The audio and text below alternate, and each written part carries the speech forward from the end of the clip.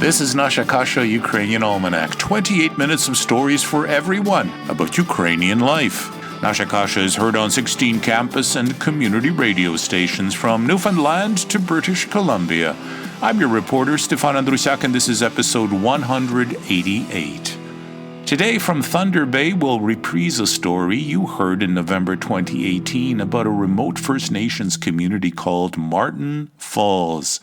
But first, from the Ukrainian-Canadian Congress's Triennial Convention in Ottawa, recorded November 2019. Here is an advocate and politician, National Chief of the Assembly of First Nations since December of 2014, Perry Bellegarde.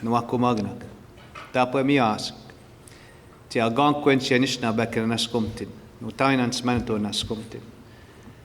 Koske teo maskusis os kunigin Utsinia, Southern Saskatchewan, Treaty 4 territory. I say, Yao Shemayish, Dojo Dobro. Dobre din?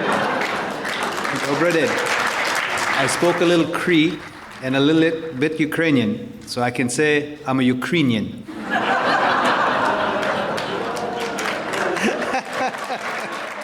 In Cree, I said, I'm very happy to be here. And from a small reservation in southern Saskatchewan called Little Black Bear. And I didn't go to a residential school. And I didn't go to the day school on Little Black Bear. Indian Affairs had a busing program at that time. And it was an integration of our people, of First Nations people, into the provincial school system. So I went to school in Goodieve, Saskatchewan, from grade 1 to grade 9. And every morning we would hear, oh, dobre den studente. And we would hear, oh, dobre den ponochetoyo. And then our lessons would begin. I share this history in the sense of going to school with the Atemachuks and the Denishuks, Kuzakavich, Milton Issel, the Piastas, the Uristis, all these people, like there was Ukrainian farmers, Russian farmers, there's the Heikerts, the Germans. And we shared, we say, a history of coming together as First Nations people and as Ukrainian people.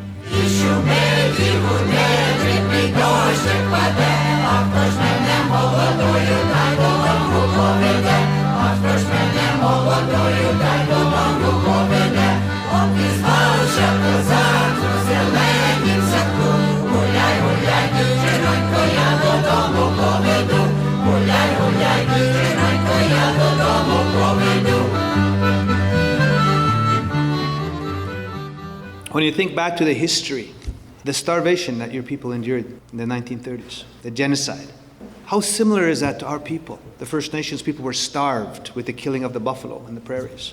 And then the sicknesses that were inflicted upon our people through smallpox. And then the genocide of the residential schools. So there's a similarity of the genocide of our peoples. And we've persevered. And we have much hope to give to our little ones, that we can create a country that's built on respect of these beautiful languages that we share, the beautiful histories that we bring together, and embrace that concept that Canada as a country is stronger because of that diversity. And so here we are. So we have a shared past. More than ever now, we have a shared future. There's no question. Even in the sense, the stories of growing up together and all these wonderful names, because they're best friends of mine growing up in Goodieve, Saskatchewan. My wife and I, Val, we went to the 100-year anniversary of Goodieve being a small village back in 2009. And there was a parade through town of Goodieve. We had to circle it about 20 times because it's so small, but we kept going in circles with the parade. But it was a huge parade. And then we started talking about how we work together in schools and all my best friends. And I was just home on the weekend to Little Black Bear. So I was in background, Goodieve and Hubbard, Ituna Town area. But we started talking about some of the old stories long ago of how even, yes, our people shared this suffering. But even on the prairies long ago, and I talked to the Kurchinski family, and Emil Kurchinski and Kirby Kurchinski used to work for the Department of Indian and Northern Affairs as the Regional Director General. Well, their great-grandfather said it this way, that if it wasn't for the First Nations people, their people would not have survived. This is their truth. So I asked, can I share this story, Kirby? He said, go ahead.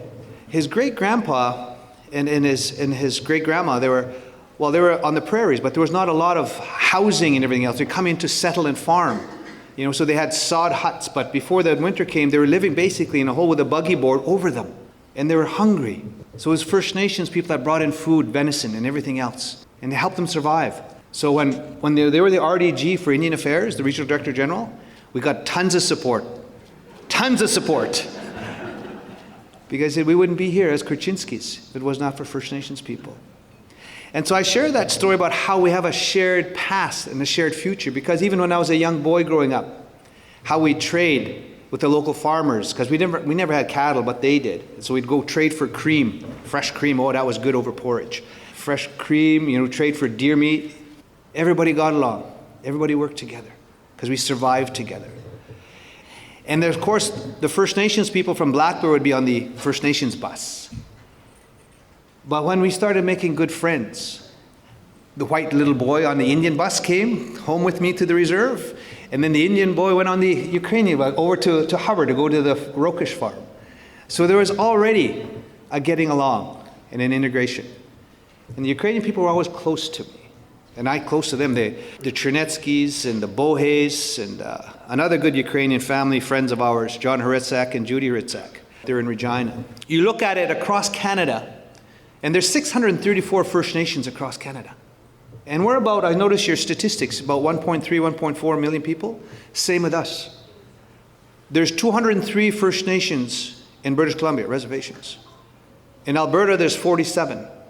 In Saskatchewan, there's 74. And Little Black Bear is one of those 74. In Manitoba, there's 66. In Ontario, there's 134. In La Belle Province de Quebec, there's 47. There's 13 in Nova Scotia. There's 15 in New Brunswick. 2 in Prince Edward Island. 2 in Newfoundland. There's 14 in the Yukon. And there's 28 in the Northwest Territories. 634 First Nations. But over 60 different nations and languages. All distinct, all unique. And so there's diversity. So even amongst our people, there's diversity. So we're about 1.4 million people. And when we use that word genocide, we don't use it lightly. Because again, the starvation, the residential schools was a genocide of our people. There's no question. But you know what? I say we learn from the past. Even that thing called the Indian Act in 1876 was put in place. It's a federal piece of legislation. You weren't allowed to leave the reserve without a permit until 1951. If we were farmers, we couldn't sell our grain without a permit. Couldn't cut down trees to sell pickets without a permit. Weren't allowed to a lawyer without a permit in 1951. And then we weren't allowed to vote till 1960, 61. So we feel that pain of oppression and termination of rights and title to land and territory. So that's why I say we have a shared history, but a common vision as well. And that's what I want to get into. Because I always say, one should always try to leave more hope in a room than when you walked in. And that's what I want to do here today. Because it's all about building a better country. And so, reconciliation. In 2015, we talked about reconciliation and how can we go about improving things. Because according to the United Nations Human Development Index, Canada is rated up here 6th in terms of quality of life. But you apply the same indices to First Nations people, we're 63rd. This Liberal government has done more for First Nations people than anybody in the last 50 years. And why I say that is because I look at the facts. I look at the facts. They've invested in boil water advisories. It's coming down from 130 plus down to 57. It's not done yet, but it's moving in the right direction. They invested in $21.4 billion over 7 fiscal years in the social detour like education, housing, water, infrastructure, all those things. That's 4 Kelowna Accords. That's a good thing. They passed a very important language bill, Bill C-91, for the revitalization and rejuvenation of all those 60 plus languages across Turtle Island, across Canada.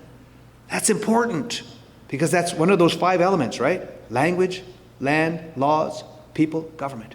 Language. And we've said that's so key because we do not want the residential schools to win.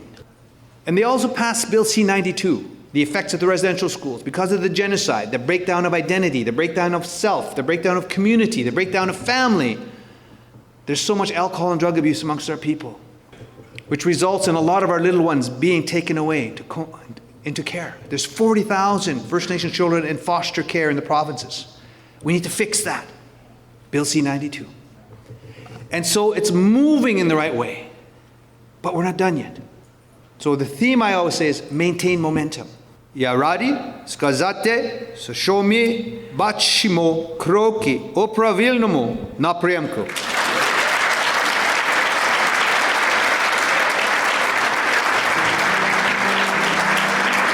So we are seeing steps in the right direction.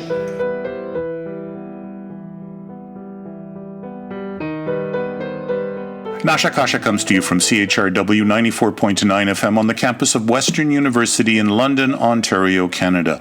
We're heard on CHMR 93.5 FM in St. John's, Newfoundland, on CKDU 88.1 FM in Halifax, on local 107.3 FM in St. John, New Brunswick, on CJAS Radio 93.5 FM in Saint Augustine, Quebec, on CJLO 1690 AM in Montreal, on CFRC 101.9 FM in Kingston, on CFMU 93.3 FM in Hamilton, on CKMS 102.7 FM in Kitchener-Waterloo, on CJAM 99.1 FM in Windsor and Detroit, on CKLU 96.7 FM in Sudbury, on CILU 102.7 FM in Thunder Bay, on 101.5 UMFM in Winnipeg, on CFMQ 98.1 FM in Hudson Bay, Saskatchewan, on CFBX 92.5 FM in Kamloops, and on CIVL 101.7 FM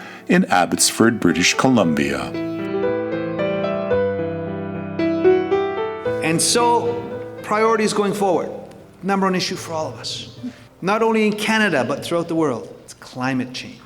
And we can see what's going on in the world. The big winds, the fires, the floods, the storms. The animals are doing different things. In Korean we say, "Ka kiano tentek no hakomagnak." We don't care if you're black, yellow, pink, or brown, or red. We're the two-legged tribe. We give thanks and acknowledge Mother Earth, our mother. We all come from Mother Earth. And then we say those four grandmother spirits, Nokomoak, grandmothers, look after the water. Rainwater, fresh water, salt water. And then when life comes, what happens? Water breaks. So we're all related. We're the two-leggeds. So what are we leaving for our children and grandchildren and those yet unborn, we say? So that's why we say climate change, climate destruction was the number one issue and priority.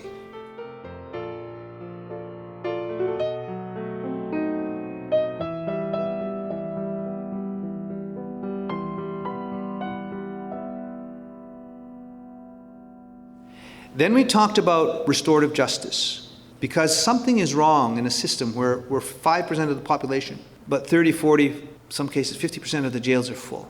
And so what do we look at?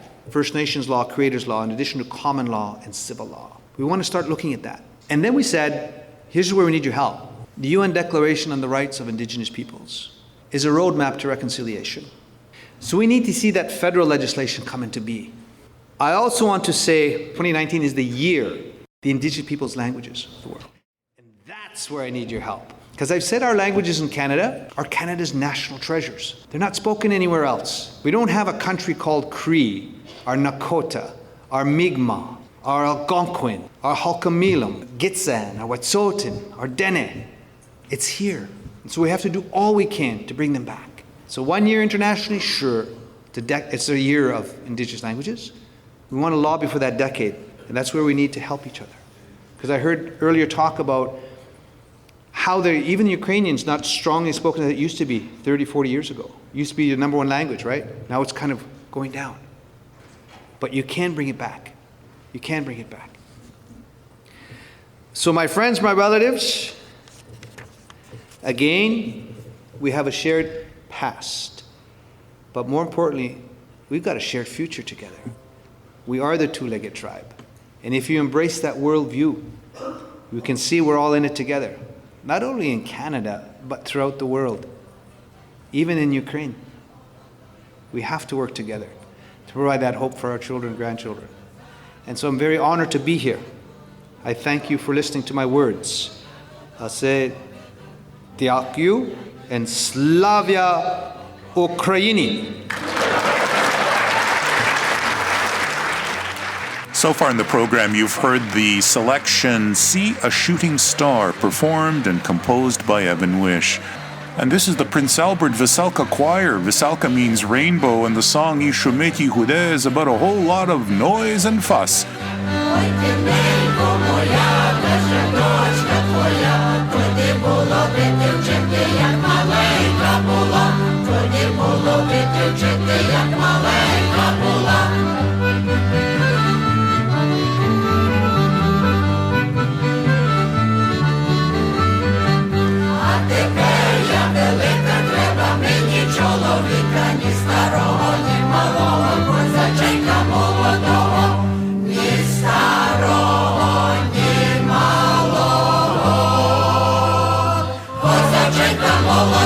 For this next segment, I traveled to Thunder Bay on the north shore of Lake Superior. It was the fall of 2018. We'll hear about Marten Falls First Nation.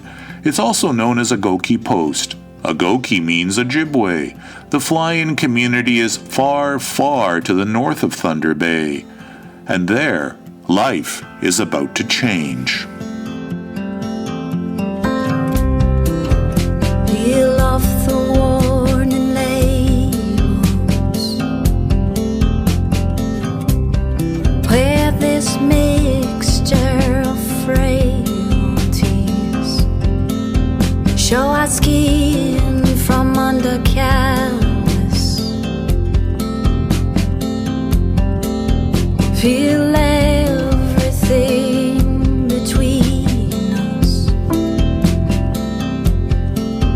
Carry with me the oldest of boxes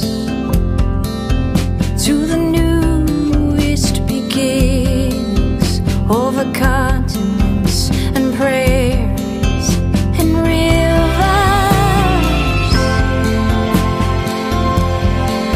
If my fingers go numb from playing,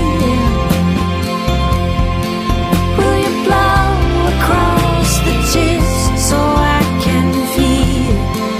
If my fingers go numb from playing, will you blow across the tips so I can feel?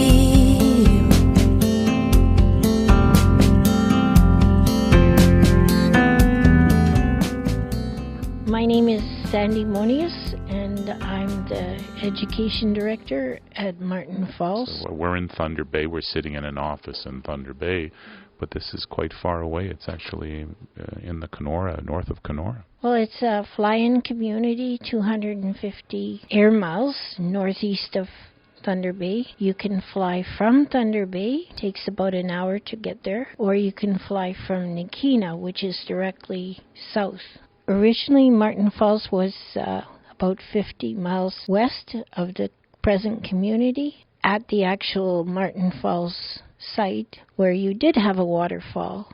But in 1921, the bush planes couldn't land there anymore, and also the firewood was depleted, the good firewood that people like to use, and Hudson Bay manager's wife drowned there, and there were other drownings too. People decided to move to the present site. Drowned because with waterfalls there are rapids as well. Yeah, and there's a stone memorial to her. Are the people Anishinaabe? Yeah, Ojibwe. They speak the Ojibwe language, Ojibwe and Cree. It's kind of a mix. People were trapping people in the area. They were very successful in trapping furs, mainly beaver and marten, and they lived off the land about 100 miles in each direction from the Marten Falls or the Ogoki site. The fall, spring, they were always out trapping and just came home to sell their furs, usually at the time when it wasn't the best for trapping, like the summer. The furs aren't that good. In the cold winter, it's hard to get around, so they traveled at that time to trap lines. You're the education director here? That's right. Did you grow up in the area? Can you tell me about your youth? I'm from the south of Ontario, And I married up in Marten Falls, and I lived there for 15 years in the community, and then I came out, and I've been going back ever since. I have children up there, and I have children here in Thunder Bay. There were issues and are issues with drinking water up there. How did they come about? Well, the old system was not a good system, more or less, and I think it was to do with backwater. Well, it's the system, but right now they're building a new water plant, so it should solve these problems. I think the issue is being addressed right now.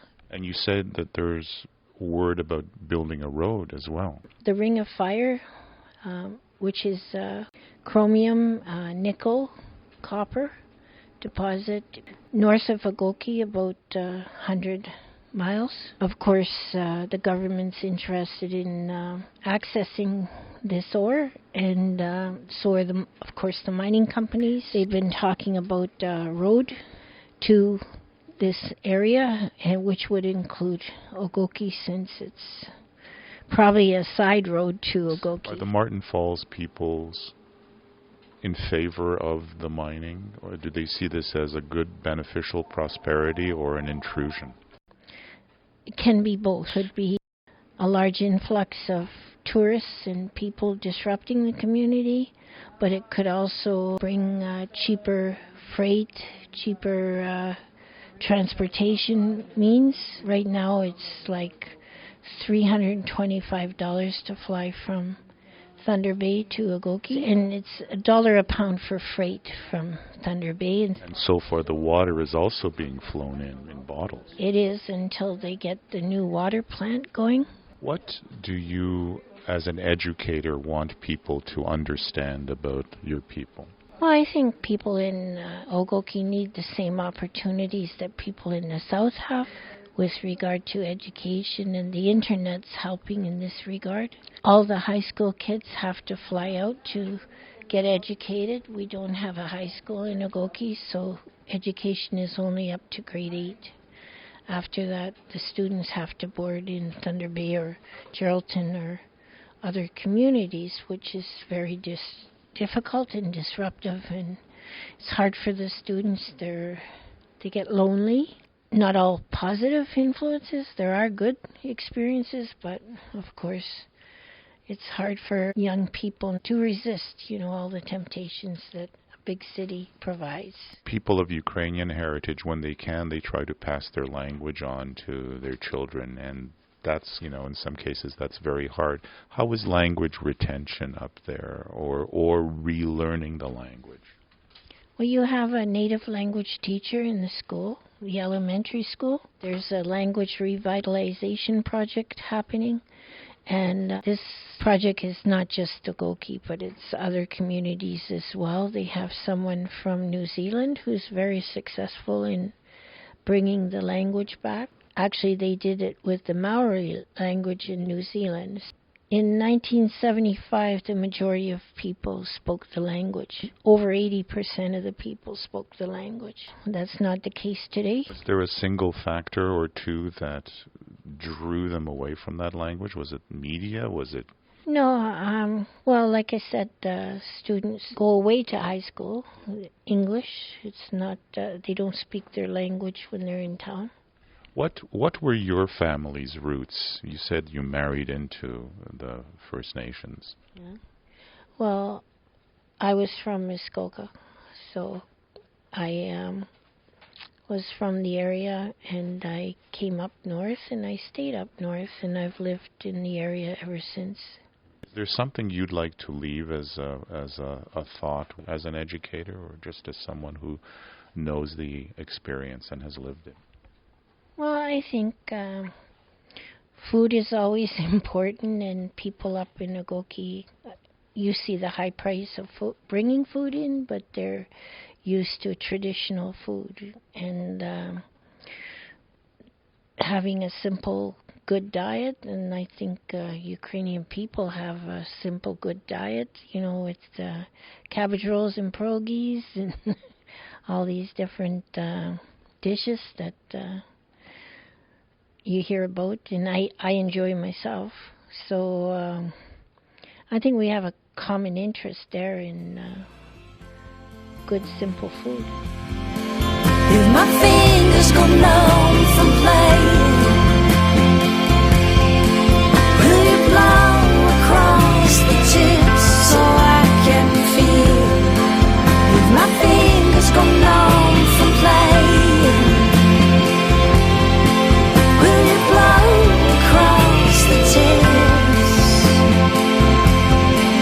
If my fingers go numb from playing, will you blow across the tips so I can feel? You're listening to Anishinaabe singer-composer Ansley Simpson. We include this cut on Nasha Kasha with the artist's permission. The song is called A Mixture of Frailties. It's from her debut album called Breakwall. It's available at the iTunes Store. Ansley earned Best New Artist at the 2018 Indigenous Music Awards. And there's a postscript to my interview with Sandy Munias about the community of Marten Falls, Agoki Post. The late Gord Downey of the rock group Tragically Hip, before he died, wrote a song about a 12-year-old boy named Charlie Wenjack. Lonely and forced into a life away from his people, Charlie ran away from a residential school in Kenora in October of 1966. He tried to walk 600 kilometers home to Agoki Post. He died of exposure and hunger. To find out more, search Gord Downey Secret Path on YouTube. Кожна квітка пелюстками мене чарувала, а найбільше дика м'ята запахом пивала.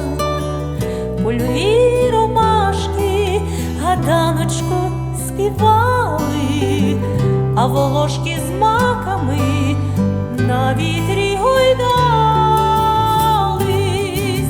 Йду до тебе росами, йду ногами босими, йду до тебе у вісні, несу тобі свої пісні. Де ж ти, доле, отзвись, і до мене усміхнись. Заспіваймо ще хоч раз пісню про дитинство.